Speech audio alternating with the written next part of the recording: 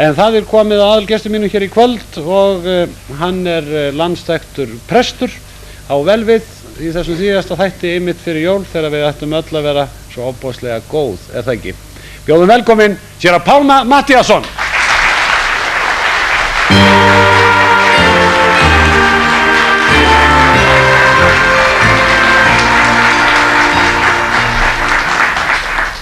Komdu blessað Pálmi og velkomin. Sælunur. Nú vorum við að minnast á jólin og Dengsi var nú svona að gefa okkur forsmekkin með þessum jólasinum. Hvers vegna valdur preststarfið, Pálmi? Það var náttúrulega erfið ákvörðun. Já. Og sennilega vegna þess hver þessi boðskapur mig kær. Ég hugsaði það hvort ég ætti nokkuð erindi til þess að boða öðrum þann boðskap sem var grundvöllur í mínu lífi. Og ég leyndi nú lengi að forðast þetta því að draumurinn þegar ég var drengur var að verða skipstjóri. Bara á sjóinn. Segðu mér frá því. Já, afi var sjómaður, pabbi var sjómaður og maður var svona alinn upp með annan fótinn þar borð og hafði gaman að þessu. Tógar sjómaðurinn ennþá í þig? Já, hann gerir það og ég reyna að komast á hverju ári með félögum mínum á sjó. Nú ertu alinn upp á Akureyri. Var mikil trúrækni á þínu heimili? Já, ég held það án þess að ég hafi kannski gert mér þess ljósa grein fyrir en seinna. Að trúin var svona þessi undirtónn í öllu sem var verið að fást við og hún mótaði mann mjög sterkt þó maður kannski skynjaði ekki fyrir en seinna. Það var ekki, við lágum ekki á bæna alla daga. Nei, en sem sagt að foreldrar þínir hafa svona kentir ýmislegt. Þau gerðu það, þau ólum mig upp í þessu og ég mjög þakkláttur fyrir og til dæmis eitt siður sem það var nú oftar mamma sem las með okkur bræðrónum bænirnar og pappi var meira að heiman og vann svo vaktavinna þegar hann kom í land og síðan hafði hann eitt sið sem okkur fannst alltaf mjög góður sem hann kom alltaf inn og syngdi yfir okkur. Já. Og við svona sáum þetta með öðru auganu þó við værum sofandi, fundum fyrir þessu og þetta var mjög nótalegt. Varst honum trúaður, svona vel trúaður strákur sem unglingur? Já, þessi spurning að hvenær maður verður trúaður. Ég get ekki nefnt staðið að stund og ég beið lengi eftir því að þetta kæmi yfir mig. Var það ekkert feimnismál hjá þér að viðurkenna það svona út á við? Jú, ég einhvern veginn gerði mér ekki grein fyrir því fyrst en svo fann ég það að mín trú, hún hafði svona þróast frá bernsku og hafði gefið mér þetta leiðarljós í lífinu og ég fann það að ég átti þessa trú og sennilega gæti maður aldrei verið í þessu starfi nema því aðeins að maður finnur að maður ekki einn í starfinu. En félagar þínir ekki verið neitt að skipta sér að þessu? Nei, ég átti góða félaga og þeir voru ekkert að skipta sér að þessu. Af hverju þetta svona oft mikið feimnismál hjá fólki? Að viðurkenna sína trú? Ég veit hvort sem það er kristintrú eða einhver önnur. Veit það í raun og veru ekki. Ég held það að þetta sé að við erum alltaf lokuð þjóð og við viljum eiga svona innst í hjarta okkar helgustu hugsanir. Við viljum halda alltaf vel utan þetta og ég myndi kannski leyfa þér að kíkka ef þú ert góður vinur, þá máttu svona aðeins kíkja þeim fyrir en við erum ekki tilbúnir að gera þetta hvenær sem er. Til dæmis ég man eftir því einu sinni þegar ég var strákur og var í einhverju íþróttasprikli að þá sneri ég mig svona út í horn og var í peysu og var svona aðeins að klóra mér svona undir peysunni. Þangað til að eitt segir við mig, hvað er þetta að gera? Ekki neitt, segi ég. Jú, segðu mér það. Varst að signa þig? Og ég eldróðnaði og sagði, já, því ég vildi svona gera þetta undir peysunni ef skekina einhver fær að hlæja. Setti krossinn þar og þá segir hann, verði ekki að hlæja þessu, ég ger þetta líka. Og það kom í ljós að við vorum fleiri sem að höfðum þennan sið, höfðum haldið þessu frá bernsku og það var mjög notalegt að finna það ekki síst í þessum hóp þar sem að trúmál hefði aldrei verið rætt. Heldur að margir signi sem svona í felum? Ég hugsa það. Þetta er góður síður. En þú fer í guðfræðina, þú ferð ekki á sjóinn? Nei, ég fór í guðfræðina og ég var í lögreglunum tíma og það gekk eiginlega illa þegar ég kláraði guðfræðina, þá var ég áfram í löggunni og það gekk illa fyrir mig að fara út í presskapin. Meðal annars þá var einu sinni birt auglýsing í blaði, skondin auglýsing og vinir mínir í löggunni þeir ákváðu að taka þessu auglýsingu, klipta hann út og fyrirsögnin var, viltu losna við Pálma? Okkur vantar Pálma í kirkju. Já. Upplýsingar í síma þetta. Já. Og félagarnir hringdu og sögðu við höfum einn og hann er svona rúmlega 1,90 á hæð og Hann er svona 80-90 kíló eða 100 eða hvað hann er. Og gróska í honum, var spurt? Já, nokkuð gróskulegur, töldu þeir. Síðan segja þeir, já, svo er hann líka guðfræðingur og þið getið ábyggilega notað hann. Og þið getið notað hann, hann getið leist prestin af og svona gert ýmsar kúnstið fyrir ykkur. Þá spurði maðurinn, fyrirgeðu, hvar er þetta? Þetta hjá rannsóknarlögreglunni, svöruðu þeir, alveg satt. Þá segir hann, heyrðu góð minn, ég hef ekki tíma fyrir svona fíblagang og skellt á. Og þessa auglýsingu gáfiðu konunni minni og sögðu geymdan ef hann skildi verða erfiður seinna. Já, það má nota hana. Pálmi, hvenær færið svo þitt fyrsta brauð? Það var 1977 og þá gerðist ég prestur norður í Húnavatnssýslu og ég var nú svona lengi vel að hugsa að vera áfram í löggunni og fara jafnvel í framhaldsnám á þeirra vegum, en það var svona óráði með það og dómsmálaráðherra þá var Ólafur Jóhannesson og hann var búinn að segja við mig að það yrði ekki neitt það að ræða, maður er sendur út á þessu ári eða kannski næsta, svo ég ákvað að hlýða þessari innri köllun sem að hafði lengi búið með mér. Mér fannst í raun að ég væri að svíkja mig sjálfa mig ef ég gerði þetta ekki, því á tímabili þá var ég á leiðinni til Sviss og var eiginlega búinn að fá skólavist til að læra rekstur á hótelum og veitingahús. Það var nú svona kannski dálítið ólíkt. Já, svona leita víða. En síðan þegar að þetta kemur upp að ég fer að skoða þarna norður í Húnavatnssýslu, þá leist mér vel að og var þar hjá yndislegu fólki í 5 ár. Þaðan fór ég til Akureyrar, aftur heim. Já. Og það er erfitt að koma heim, en gott að vera þar. Og svo í Bústaðakirkju. Svo í Bústaðakirkju. Þú verið mjög óhræddur, Pálmi, við að fara brydda upp á nýjungum í kirkjustarfi. Já, nýjungum ekki, það er spurning alltaf hvað er nýtt og hvað er gamalt. Þú ferði í skíðabrekkur og messar þar til dæmis, ferði til fólksins. Já, ég hafði svo oft heyrt að því ég hef sjálfur reyndaði að vera á skíðum að fólk sagði stundum við mig með samviskubit okkur líður nú stundum illa að vera á skíðum kannski alla þessa helgidaga vegna þess að hugurinn er oft kannski bundinn þér eða þeim prestum sem eru þeirra prestar. Svo ég hugsaði með mér að hver ekki að fara til þeirra. Og það fólki hefur tekið þessu vel og við finnst að því líði vel að fá þetta svona út í þessari hvítu snjóbreiðu. Það koma betur að því á eftir hvort að þér finnist kirkjan vera í takt við þjóðfélagið. En hvernig maður ert þú? Ert þú bara sæmilegur? Svoleiðis? Ég vissi að ég fengi ekkert út úr þið Pálmi, svo ég leitaði til vinn og vandamann og við skulum sjá. Já, haltu það núna fast, gjör svo vel.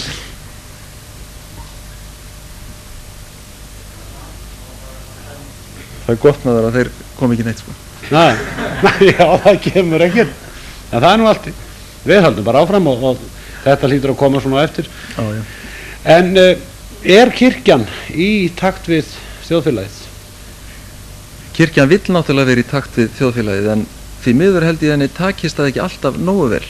Nei. Og kirkjan þarf náttúrulega að vera trú sínum boðskap, hún þarf að vera standa á sinni kenningu og hún má ekki breytast bara eins og tískan því að tískan er ekki komin til að vera en kirkjan er komin til að vera. Já, við skulum fara aðeins nánar við þetta á eftir. Við skulum sjá hvaðan Egill Eðvarðsson galdramaður er búinn að fá fram núna. Já, strax vinir. Ég held að með ég segja að við séum báðir félagsverur og áttum ýmislegt sameiginlegt á þeim vettvangi, svo sem áhuga fyrir íþróttum og mikinn áhuga á stelpum líka. Strax hvað gamlir? Já, svona 5-6. Það er stundum að ég kem í mat og Pálmi hefur átt að elda matinn að þá lega kona kemur inn fyrir dyrnar og sagði, já, ég hleyp út að kaupa pítsu. Það er nú svona yfirleitt í 99% tilvika sem hann kaupir pítsu þegar hann á að elda. Ég held að flesti prestar séu með ánægðir og spenntir fyrir því sem hann er að gera. Maður verður að trúa því og auðvitað hafa kannski ekki allir sömu aðstæður til að gera tilraunir. En auðvitað ég var alltaf að vera númer 1, 2 og 3 ánægði með ef það gengur vel hjá öðrum. Það lítur að vera boðskapurinn ekki rétt. Hins vegar var það þannig að konan mín sem er nú norðanmaður eins og séra Pálmi, hún hældi þessu manni einhver óskup, þannig að mér var nú satt að segja ekki fara að standa á sama. En svo var það fyrir nokkrum árum síðan að við fluttum báðir í bústaðasóknina nokkur með á sama tíma og þá kynntist ég séra Pálma og komst því miður að þeirri niðurstöðu að þetta var allt saman meira meira satt sem hafði verið sagt hann. Og við reyndum það einu sinni svona til þess að prófa hvernig það kemur út að skipta innkaupunum. Ég tæki eina vikuna og hann aðra. Og það gekk nú ágætlega þegar ég fór og sjálfsög, ég er búin að gera þetta í mörg ár. Svo komið sunnudagur og það var ekki til í ískapnum og hann hafði svo mikið að gera. og ég segi það allt í lagi, við höfum aldrei mikið að gera líka og við vorum þarna svo svangar við mæðgur. Svo þetta var nú bara tekið á hann eftir 2 skipti, þetta endur tók sig aftur næst. Þýddi ekki. Að það þýddi ekki. Þá kom hann óvart, þá bauð hann bara liðinu og farastjórn út að borða og menn voru náttúrulega mjög dabrir og menn höfðu ekkert mikið ná að fara út að borða, stemningi var ekki það góð, þetta var eftir tapleik. Svo stendur hann upp í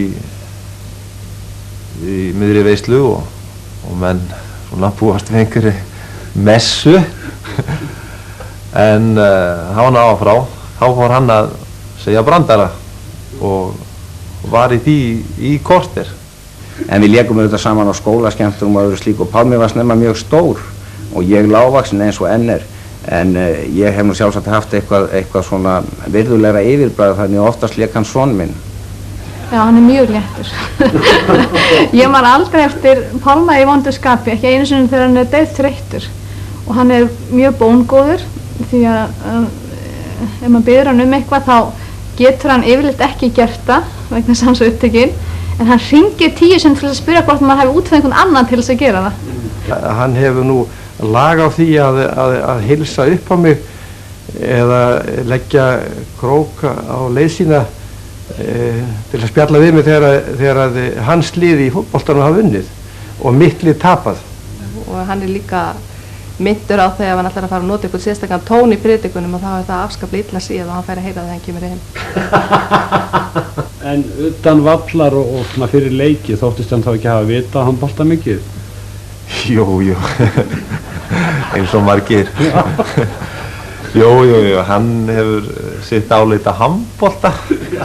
Veit ekki hvort ég má segja frá því sem prestur hvað var, þetta voru fallegar ungar stúlkur, fáklættar utan á bakkanum og ég sá þetta á mikið spenn í loftinu að sjá prestin taka mót þessu bakka og ég veit ekki aftur hvort ég á þóra að segja hvað var inni, ég hafði víst glemt hluta af náttúrunum mínum í herbygginu þar sem við dvöldum síðast á ráðstefnu og inn í þessum kassa voru náttúrun mín eigin sko. Og þetta var Pálmi? Þetta var Pálmi sem setti þetta.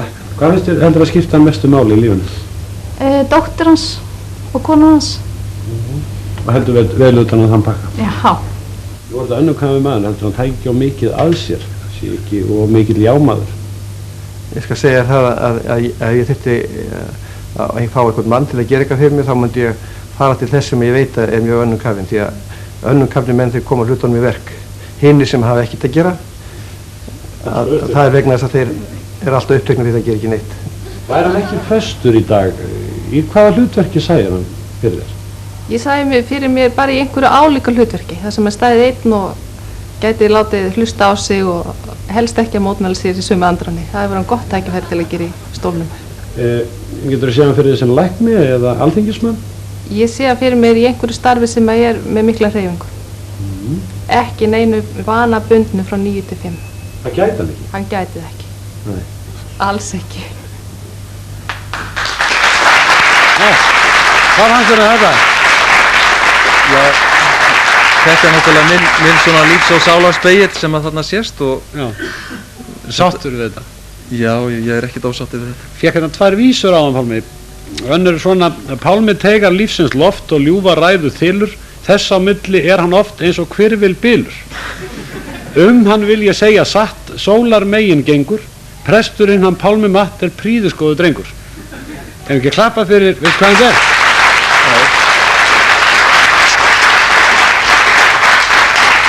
Þetta er með sérstakri kveðju að norðan. Það var ljúft að fá þessa kveðju. Þetta er séra Hjálmar, vinnurinn og Já, skólafélagi. Sambrakkari. Já, með kirkjuna, þú segir að kirkjan standi alltaf og má ekki vera meiri gleði og svona má ekki kannski messuformið oft á tíðum vera öllu léttara heldur en það er. Ég veit ekki hvort að líður yfir ykkur all heim í stofu þegar ég kannski segja það að stundum finnst mér messuformið leiðilegt. Já. Og ég verð að segja það og það er náttúrulega, það skiptir líka máli hvernig það er framborið og það skiptir máli að fólki skilji liði messunar. Stundum finnst mér að við erum að flytja gleði boðskap og stundum finn ég það á sjálfum mér að ég er ekki nógu glaður til að geta lyft þessum boðskap upp og hvernig þá fólkið að geta tekið á móti þessum gleði og fagnaðarboðskap sem að skiptir svo miklu í lífinu. Ég veit að í sömu tilvikum í kirkjustarfi að þá eru kannski sorgar athafnir eða svona sem sorgin er nálæg, en eins og talar þetta er fagnaðar erindi og sem þið boðið. Ég fór í barnamessu mitt í fyrra og þar landur þú á hnén á þér og axlirnar og þú varst léttur að syngja með krökkunum og það voru allir hlæjandi og skríkjandi og allir alsælir. Síðan kemur í messu klukkan 2 hjá fullorðna fólkinu og þá er allir grafalvarlegir. Nei, þú komst ekki klukkan 2. Nei, ég segi það var allt alvarlegt fyrir mig. Af hverju er þetta svona? Ég raun og veru getur vel verið að messuformið ég hluta í þessu máli. Tónlistin? Já, tónlistin er náttúrulega hefðbundin, en tónlistin er að mörguleyti mjög fögur, þessi messusöngur. Og sálmarnir eru margir mjög fallegir og við getum ekki bara tekið einhverja dægurflugur og púsa þær upp og koma með þær inn í kirkjuna, vegna þess að við sjáum að sálmasöngurinn hann er búinn að lifa í gegnum aldirnar, að það hlýtur samt að verða eðlileg þróun í honum og við þurfum að breyta taktinum, við þurfum að höfða til þeirra sem eru, já við náum kannski yngsta fólkinu, við náum fólki fyrir ofan miðjan aldur, en fólki sem er að byrja að móta börnin sín til framtíðar, það er svo uppgefið og önnum kafið að það kemur ekki því að það finnur sig ekki í kirkjunni. Í stuttu máli, það þarf að létta messuformið og kirkjan þarf að gera meira því að fara út til fólksins heldur en hún hefur gert. Hún þarf að koma til móts við fólkið og við getum ekki allast til þess alltaf að fólkið komi til okkar. Við þurfum að taka þátt í lífi fólksins og skoðun á því. Það var mjög gleðilegt í fyrra, þú giftir mjög mörg hjón og það vil segja mér að þá hefur líka þurft að taka þátt í því að skilja mörg hjón, því að mér skilst við eigum heimsmet í því líka. Við erum heimsmet í svo mörgu sem er dapurt. Hver er ástæða hjónaskilna og sambúðarslita á Íslandi? Er þetta fjárhagsvandræði eða kunnum við ekki að tala saman? Ég hugsa að undirrót allra hjónaskilnaða sé skortur á samskiptum. Fólk vil lifa lífinu svo hratt, það setur sér ákveðið markmið, það heldur niður í sér andanum á þessari göngu, jafnvel að komast inn í hús, komast upp á ákveðið þrep og þegar það er komið þangað og allar að fara að lifa lífinu, þá segir annar aðilinn A en hinn skilur það sem B og það verður svona ýmsar væringar á milli og það kemur eins og smá gap á milli og fólk fer að kallast á og misskilningu verður. Og þetta er mjög dapurt að sjá ungt og elskulegt fólk sem hefur fórnað sínum bestu árum í það að eignast þak yfir höfuðið að það þurfi að gerast hjá þeim þessi ósköp sem að skilnaði fylgir. Er þetta ekki bara lífsgæða kapphlaup að drepa okkur? Að mörgu leyti, en þó held ég að það sé kannski grundvöllurinn sé sá að við mögum ekki gleyma að lifa lífinu lifandi. Stór spurning, en kannski einföld, ég veit það ekki. Hvað er að vera kristinn? Í mínum huga er að vera kristinn, það er að njóta náðar Guðs, taka á móti Jesú Kristi sem frelsara og leyfa honum að lýsa í sínu lífi og finna það að við eigum allt að þiggja af hans hendi og án hans væri líf okkar snautt. Heldur að fólk lifi samkvæmt þessu? Menn reyna það og menn er ekki tilbúnir að kasta trúnni frá sér, kasta Guði frá sér. Stundum finnst mér eins og fólk vilja hafa Guð eins og björgunarsveit, það er við svona opið í hálfa gátt, svona ef það skildi nú verið einhver kraftur í honum og þegar að þessi stóri ég ætlar að tala við hann, þá eiga allar hurðir að opnast á björgunarsveitina og koma ekki seinna en í gær. Þegar okkur hendar. Þegar okkur hendar. Nú eru jólin framöndan, Pálmi, það verður annríkt hjá þér að sjálfsögðu. Er þetta ekki, leggjum við ekki allt of mikla áherslu á svona ytri umbúðir og þetta er að verða svona markaðshátíð Guðanna? Já, þú segir Guðanna og ég fegi með hún segir það því að í mínum huga er Guð bara einn. Og meðan hún kennir þetta við einhver aðra þá er kannski allt í lagi, veðu Guðirnir og allt þetta, þú hefur einhvern tíma verið skammaður fyrir það. Jú, skammaður fyrir það. En ég held í raun og veru að við viljum hafa ytri búnað með þeim hætti sem hann er. Spurningin er hversu langt við tegjum hann fram á aðventun og jafnvel fram fyrir hana. En það verður alltaf spurningum þennan tærleika, þetta einfalda, þennan gleði og fagnaða boðskap. Ef að hann næra skín í gegn, þá held ég að okkur sé óhætt. Man lokum svona fólk svarar börnum og öðrum svona mismunandi þessari spurningu jólin. Við talaðum fæðingarhátíð frelsarans, það er talað friðarstund og Hvað eru jólin í þínum huga? Jólin eru svo mesta lífsins hátíð í mínum huga, þegar við kristnir menn lútum Guði og þökkum fyrir það sem hann að senda okkur, þökkum fyrir þessa gjöf, hvort það gerðist akkurat á þessum dögum eða einhverjum öðrum, það í mínum huga ekki aðalatriði, heldur það að við lútum honum, kunnum að þiggja það úr hendi hans sem hann vill gefa okkur og látum þetta ljós lýsa og leiða í lífi okkar. Pálmi, þú gefur mikið af sjálfum þér og það búið að vera mjög notalegt að fá þig hingað í sófann, og þá vildi ég að lokum biðja þig að segja nokkur orð til áhorfenda og íslensku þjóðarinnar svona rétt fyrir jól. Ég myndi segja það til fólksins, takið á móti jólunum, gleymið ekki þessum einfalda og tæra boðskap sem alltaf tala til okkar. Hann alltaf nýr á hverjum degi. Spurningin að opna hjarta sitt, taka á móti honum og leyfa honum þannig að vera með í lífinu, taka tillit til Guðs og taka þannig á móti honum að maður geti gefið öðrum af þessum yndislega kærleika, þessum yndislega boðskap sem að boðskapur jólanna Þá verða jólin gleðileg. Pálmi Matthíasson, ég þakka þér kærlega fyrir komin að gangi vel og gleðileg jól.